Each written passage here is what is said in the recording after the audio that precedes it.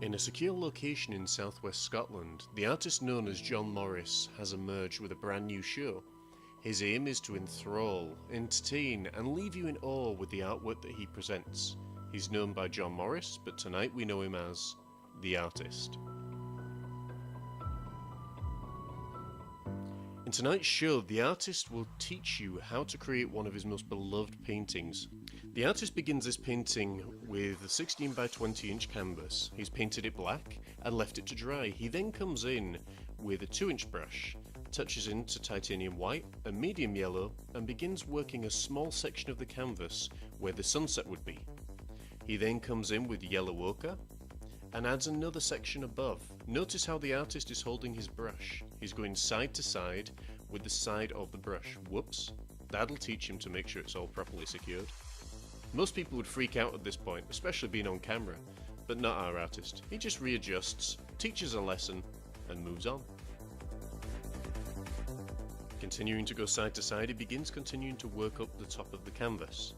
He then touches in with a little bit of brilliant red, again without cleaning the brush. All those beautiful colours that are on the brush now are making these colours that you can see.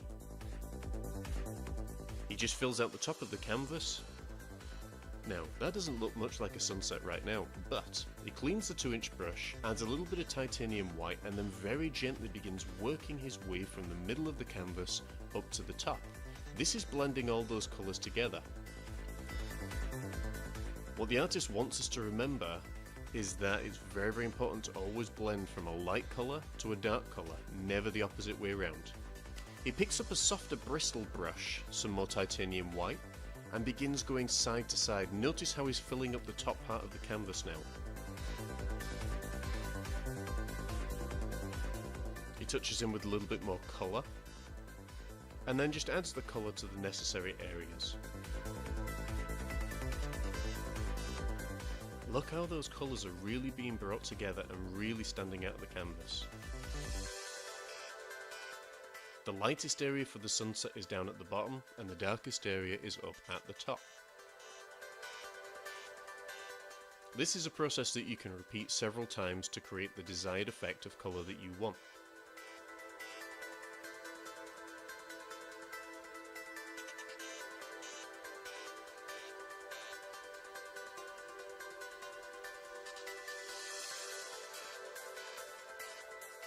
Now we're going to create some trees, so the artist comes in with a 1 1/4 inch brush, some black paint. The artist in this technique is going to teach you how to paint silhouettes. He touches a small line onto the canvas. Don't worry if you can't see, we're going to zoom in a little bit.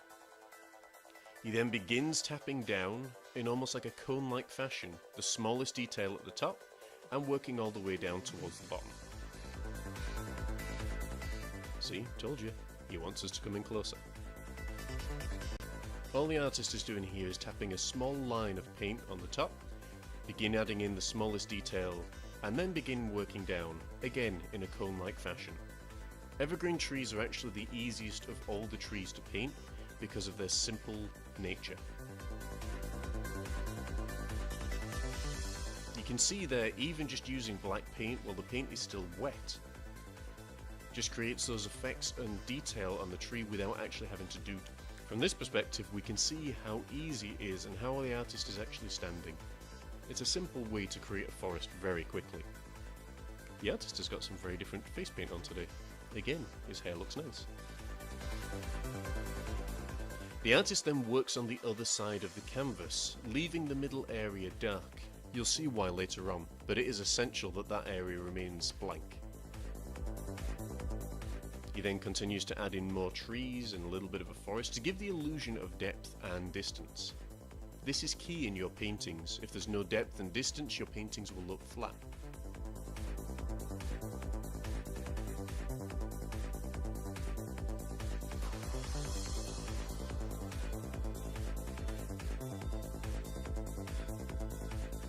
And the artist adds in his final tree here.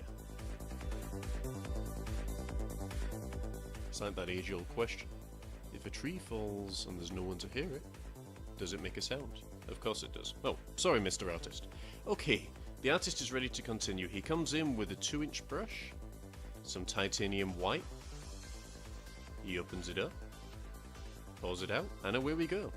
Now the artist is loading the brush here with white paint, titanium white, a little bit of water. We're looking close now to see the importance of that dark area. He's creating a waterfall. He touches the canvas and just pulls straight down. A lot of people have a tendency to move from one side to the other, but it's really important when you're doing waterfalls just to touch, a slight pull in one direction, and then pull straight down. Now the artist begins painting rocks. As you may have seen before, he's using the two-tone technique, white on one side of the brush and black on the other. The lightest side is always facing where the light is. All he's doing here is a slight twist of the brush, just to create the illusion of rocks. He's then going to take a clean 1/4" brush, go down to the bottom of the waterfall, and begin creating small circles. He's doing this to create mist, to give the illusion of fast-flowing water. He touches in with a little bit of titanium white, and then continues to blend.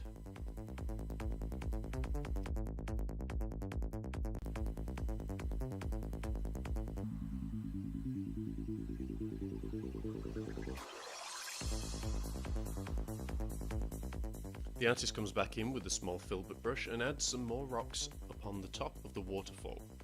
These rocks are used to give the illusion that the waterfall is further away than what it actually is, but also to contain the waterfall.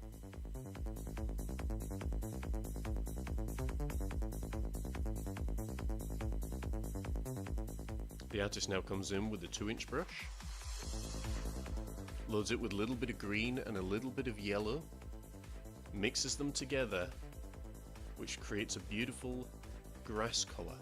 He begins tapping with a real razor sharp edge of the brush. He's done this by pulling straight down one side on the brush and straight down on the other. This compresses the paint together to give you a real tight angle. He then begins tapping in the grass and working down the canvas as he sees fit. Look at all those beautiful grassy colours there. This technique is almost a sleight of hand trickery because it was done right at the beginning of the show. Remember when the artist painted the canvas black? Well, he did this also knowing that once the paint is dry and colour is added on top of it, the black paint pushes the colour out even further and also pushes shadow through, making it look deeper and sharper than what it actually is. The artist then comes in with a 1/4" brush and some phthalo blue, adds a little bit to the palette. Okay, adds a lot to the palette. He's obviously thinking something that we don't know yet. He then loads up the brush with the blue. Down towards the bottom of the canvas, he begins adding in some phthalo blue, a little bit of titanium white just to brighten it up slightly, and then just goes side to side and covers the base where the waterfall has fallen. It is important when painting water to remember to go side to side and not up and down. He then comes in with a little yellow ochre, a little bit of sap green, and then just touches the top of the water. This helps keep everything nice and tidy, continuing to lay in those grassy effects.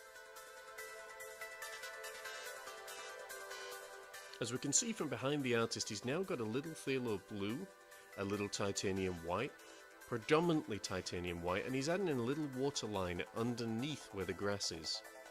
There is no substitute for experience with the artist, but also attention to detail is his strong point. The artist reappears as if by magic, presenting a fan brush. He then loads a little bit of Mars black and titanium white onto the brush. He's making a light grey. Now he's doing this to add more depth and distance into his painting. He paints a few more evergreen trees way away into the distance. The general rule of painting is the closer something is, the darker it will be, the further away something is, the lighter it will be. He then comes in with a little filbert brush, again loaded with that light grey. He then begins to paint some of those evergreen trees that we saw earlier on. From this angle you can see close up the difference in grade and tone that the trees are taking. He's actually using what's known as a micro fan brush.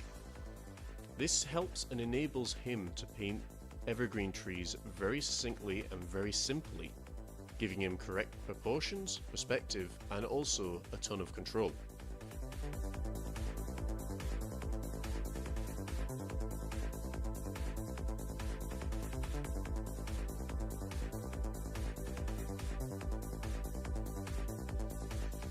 This is definitely one forest that a lot of birds and a lot of creatures would probably be wanting to live in. Ooh, sleight of hand maybe. Maybe not.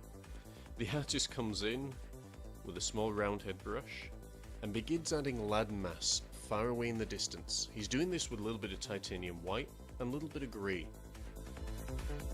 He's actually using this technique to create mist, not what I thought he was going to do. He blends it on nicely as if the trees are just a way away in a distant misty land.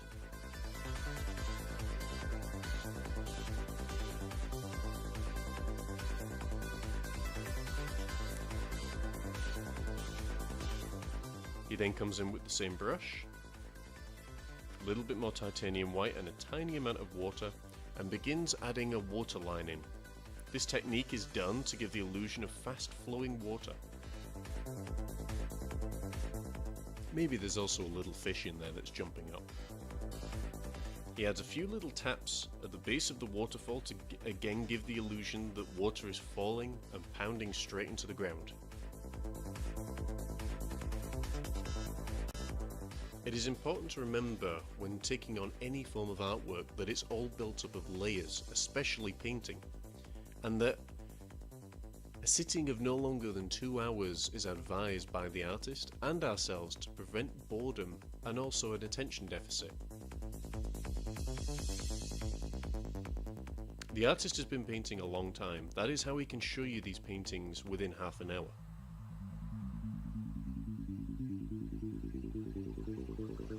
He then adds a little bit of titanium white, a little bit of phthalo blue to give the base colour for his mist.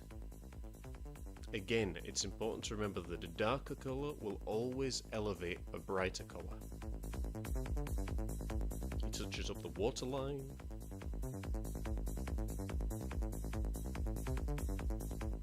And then begins adding in some little rocks just at the side of the water. To create a reflection, he pulls straight down with Mars Black and then goes across very gently.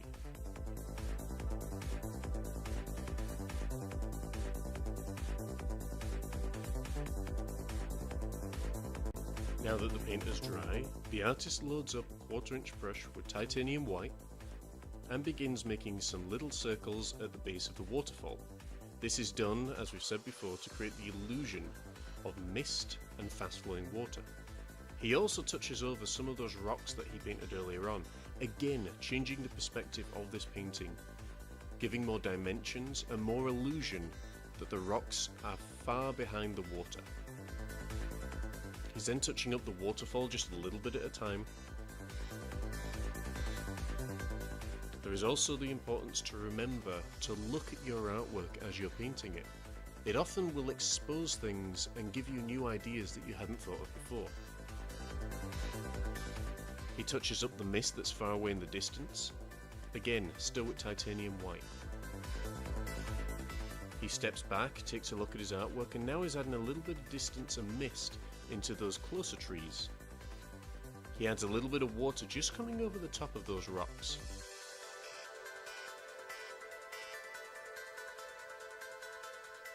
Touches some of the colouring from the rocks into the mist, again adding more depth into his artwork. He then comes in yet again with a 1 1/4 inch brush and begins the flicking technique. It is a technique I'm sure many of you will have done as a child, where you load the brush with titanium white or whatever colour you desire, but in this case titanium white, a little bit of water, hence the quotation little, and begin flicking at the canvas. This gives the illusion of beautiful splashing flowing water as it's moving really quickly. As we said, the artist's attention to detail is uncanny. He then adds more water lines underneath the landmass and underneath the rocks.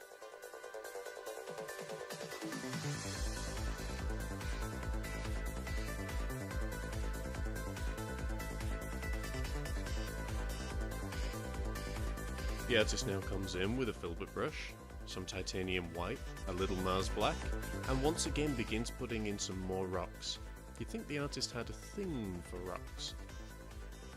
Remembering when you're painting rocks that white is always facing upwards. He's now adding rocks at the bottom left hand of the canvas that look to be far too big for the water. However, what he's doing here is pushing everything even further back by adding those rocks in at the side. The artist stops to give us a little bit of an illusion. He presents a little liner brush, comes in with a tiny amount of water, rolls it in Mars black paint, and then begins painting some beautiful little birds. From this angle you can see clearly how the artist is painting the birds. It is best to do them in odd numbers as opposed to even numbers. Even numbers tends to affect the eye a little bit. With a little bit of water and little bit of red paint, the artist signs his another claim to fame. Making the final touches, he comes in with a 2-inch brush, a little bit more titanium white, and begins just putting the correct angles into the waterfall. Sometimes this can only be done once a paint has dried, hence why you will see the artist at times composing his paintings, moving from section to section and angle to angle, allowing one place to dry and working on another place. This is also good practice. The artist takes one final look at his artwork, gives it a thumbs up for approval, and he's all done. And just like that, there's another one. As always, we hope you enjoyed the show. Please send us your feedback in the comments below, and as always, please feel free to like, share and subscribe. Join us next week for another exciting episode of The Artist, and until then, sleep soundly.